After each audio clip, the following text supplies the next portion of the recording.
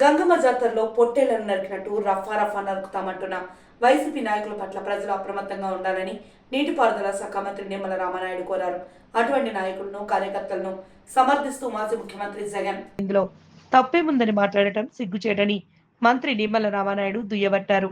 పశ్చిమ గోదావరి జిల్లా యలమంచిలి మండలం కంచస్తంభపాలెం, బూరుగుపల్లి గ్రామాల్లో పలు అభివృద్ధి పనులకు మంత్రి శంకుస్థాపనలు చేశారు. ఈ సందర్భంగా జరిగిన బహిరంగ సభలో ఆయన మాట్లాడుతూ పరామర్శ పేరుతో పెద్ద పెద్ద క్రైన్లతో వేసే పూలదండలు, డీజే బాక్సులు పెట్టుకుని ఒక గంజాయి బ్లేడ్ బ్యాచ్ తో కలిసి జగన్మోహన్ రెడ్డి బల ప్రదర్శన నిర్వహించారని మంత్రి నిమ్మల విమర్శించారు.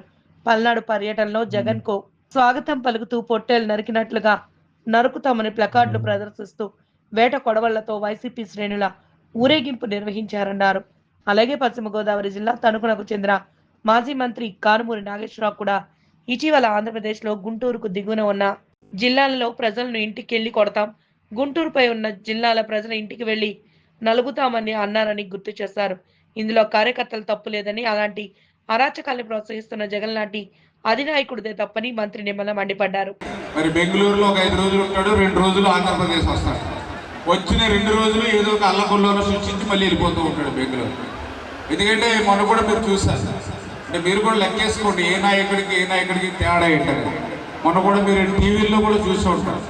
ఒక పరామర్శకి వెళ్ళాడు ఆయన, మరి ఏదైతే జిల్లా పల్నాడు జిల్లాలో పరామర్శకి వెళ్ళాడు. తప్పులేదు పరామర్శకి వెళ్తే మనం ఎప్పుడు వెళ్తాం? చనిపోయిన ఆ రోజు, తర్వాత రోజు, వారం రోజులకు లేదా 10 రోజులకు, ఇంకా మరీ తప్పదనుకుంటే 15-20 రోజుల్లోకి వెళ్ళి పరామర్శించి వస్తాం. ఈయన ఎప్పుడు వెళ్ళాడు పరామర్శకి? సంవత్సరం కూడా అయిపోయిన తర్వాత పరామర్శ అని చెప్పాడు. అంటే ఏంటి ఉద్దేశం? పరామర్శ వంక చెప్పి, పరామర్శ పేరు చెప్పి రౌడీయిజం, గోండాయిజం, బ్లేడ్ బ్యాచ్, గంజాయి బ్యాచ్ని వీళ్ళందరినీ అంటబెట్టుకుని ఒక రౌడీల నాయకత్వం వహిస్తూ ఆయన చేసిన ఒక బల ప్రదర్శన. పరామర్శకు వెళ్తే ఎంతో కొంత బాధతో వెళ్తాం మనం వాళ్ళ ఇంటికి. వాళ్ళకి ఏదో కొంచెం ఊరట ఇవ్వడానికి వెళ్తాం, బాధాతృప్తమైన హృదయాలతో వెళ్తాం ఎక్కడైనా పరామర్శ. ఈయన ఎట్లా పోయాడు? పెద్ద పెద్ద దండలు పురమాయించుకున్నాడు, క్రేన్లు పెట్టి పూలదండలు. పరామర్శకు వెళ్ళేటప్పుడు పెద్ద పెద్ద పూలదండలు, డీజే బాక్సులు. ఇటువంటి బాక్సులు కదా, ఇటువంటి 20 బాక్సులు ఉంటాయి ఒక్కొక్క వీక్లీ. డీజే అంటారు దాన్ని. ఆ సౌండ్కి పాటలు పెట్టి డ్యాన్స్, మొత్తం అంత కార్యకర్తలు రోడ్డంతో డ్యాన్స్. అదేవిధంగా గొడ్డళ్ళతో పెట్టుకుని ఊరేగింపు. అందులో మళ్ళీ పెద్ద పెద్ద స్లోగన్స్ కూడా ప్లే కార్డులు పెట్టారు. స్లోగన్స్ చూసారా? ఇందులో ఎవరైనా స్లోగన్స్ ఎవరైనా చెప్పగలరా? మీరు కూడా అవేర్నెస్ కేవలం టీవీల్లో సీరియల్స్ ఇది కూడా చూస్తూ ఉంటారు. లేకపోతే మన రాష్ట్రానికి మనకి ప్రమాదం. అయితే వీటిని కూడా చూస్తూ ఉంటారు టీవీల్లో కూడా. ఏం జరుగుతుందో కూడా మీరు కూడా గమనిస్తూ ఉంటారు. రాజకీయం కూడా ఆయన దారి పొడుగును కూడా పెద్ద పెద్ద స్లోగన్స్ పెట్టారు. ఆ స్లోగన్స్ ఏంటంటే 29న మేము వస్తాం, గంగమ్మ జాతరలో పొట్టేళ్ళని నరికేసినట్లుగా మీ తలకాయలన్నీ కూడా నరికేస్తాం. ఎవరైనా ఏ నాయకుడు పర్యటనలో అయినా సరే ఇటువంటి స్లోగన్స్ బోర్డులు పెడతారా? అక్కడ ఇప్పుడు నేను వచ్చాను మీ బూరుగుపల్లి, ఎక్కడైనా ఉన్నాయి అటువంటి. ఇప్పుడు అట్లా రేపొద్దున ఎప్పుడు 29లో వస్తారంట, గంగమ్మ జాతరలో పొట్టేళ్ళని నరికినట్లుగా రఫా అని నరికేస్తామని చెప్పారు. అది కూడా రఫా అని కూడా. మళ్ళీ అక్కడ కూడా రఫా మళ్ళీ అంటే ఎట్లా నరుగుతూ అంటే ఎంత ఆనందమో చూడండి. నరకడం అంటారు. నరికితే ఎవరు పోతారో? మనం పోతాం, మన తెలుగు ప్రజలు పోతారు, మీ బిడ్డలు పోతారు. పాపం ఎంతోమంది వాళ్ళ భార్యలు ఉంటే వితంతువులు అవుతారు, కొడుకులు చనిపోతే బిడ్డలు లేని తల్లిదండ్రులు అవుతారు. వాళ్ళకి ఏం తెలుసు బాధ? తల్లి 9 మాసాల మోసుకుంటుంది ఒక బిడ్డని. ఆ బిడ్డ కనుక చనిపోతే, 9 మాసాలు మోసి ఆ బిడ్డ చనిపోతే ఆ తల్లి ఆవేదన ఎంత ఉంటుంది? 9 నెలలు మోసినట్టు బిడ్డ చనిపోతే ఆ తల్లి ఆవేదన ఎట్లా ఉంటుంది? ఒకవేళ ఆ ప్రసవ సమయంలో తల్లి కనుక చనిపోతే బిడ్డ 100 సంవత్సరాలు బతికేటువంటి బిడ్డ తల్లి లేకుండా ఏ రకమైన బాధలు అనుభవిస్తాడు? అంటే ఆ రకమైనటువంటి పవిత్రమైనటువంటి జన్మను కూడా లేకుండా చేసేస్తాను అంటే మరి ఆ రకంగా నరికి ఏంటది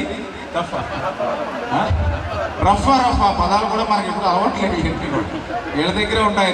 రఫా నరికేస్తాను అంటే చూడండి. నేను ఎందుకు చెప్తున్నానంటే ఆలోచన చేయాలి.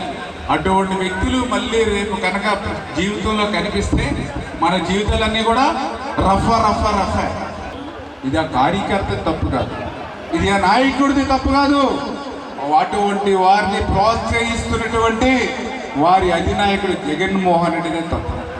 మొన్న ఇక్కడ కూడా ఒక మంత్రి గారికి మాట్లాడారు, ఇక్కడే మన తణుకు కారుమూరి నాగేశ్వరరావు గారు, మీరు కూడా తెలుస్తూ ఉంటారు. కారుమూరి నాగేశ్వరరావు గారు ఇంతకుముందు మంత్రి చేసినారు గవర్నమెంట్లో. మొన్న ఆయన కూడా మీటింగ్లో మాట్లాడుతూ, తణుకులో మీటింగ్లో మాట్లాడుతూ, గుంటూరు యువతులంతా కూడా రేపు 29 వచ్చాక ఇళ్లలోంచి బయటికి లాగి కొడతాం, గుంటూరు దాటాక ఇళ్లలోంచి బయటికి లాగి నరుకుతామని. ఎవరు? కారుమూరి నాగేశ్వరరావు గారు తణుకు. అంటే కార్యకర్తలేమో రఫా అని నరికేస్తారు, ఆయన మాజీ మంత్రి ఏమో రేపు గుంటూరు అవతల ఒక రకంగా, గుంటూరు యువతల రకంగా నలుగుతామని ఆయన చెప్తాడు. పోనీ జగన్మోహన్ రెడ్డి గారు ఏం చెప్పారో తెలుసా? మొన్న ప్రెస్ మీట్లో చాలామంది విలేకరులు అడిగారు, మీ నాయకులు కార్యకర్తలు రేపు రఫా అని నరికేస్తామన్నారంటే ఆయన ఏం చెప్పాడో తెలుసా? అది తప్పే ఉంది అందులో అని చెప్పారు. చూడండి, ఒకవేళ ఎవరైనా ఆవేశంతో తెలియకో తప్పు చేస్తే దాన్ని ఖండిస్తున్నారని చెప్పాలి, అటువంటి ఎప్పుడు కూడా పునరావృతం కాకూడదని చెప్పాలి ఏ నాయకుడైనా సరే. కానీ ఆయన ఏం చెప్పాడు? నరికితే తప్పు ఏంటి అని అడుగుతూ ఉన్నాడు. అంటే ఎటువంటి వ్యక్తిగానో మీ దయవుచ్చి మీరందరూ కూడా అర్థం చేసుకోమని మాత్రం నేను వాళ్ళందరినీ కూడా కోరుతూ, అంచేత మనం అధికారం ఇచ్చింది ప్రజలకు సేవ చేయడానికి. ఆ కళ్ళబోలి మాటలను, ఆ మాయ మాటలను భవిష్యత్తులో ఇప్పుడు కూడా దరికి చారనివ్వకుండా, ఇంకా క్లియర్గా చెప్పాలంటే అదొక భూతం. ఆ భూతాన్ని మొన్న మీరు ఏం చేశారు? 24 ఎన్నికల్లో ఇచ్చారు భూతాన్ని. మొన్న 24 ఎన్నికల్లో ఆ జగన్ అనేటువంటి ఆ అక్క భూతాన్ని భూతం బయటకు వస్తే ఏమవుతుంది? మళ్ళీ మనల్నే కబలించేస్తుంది.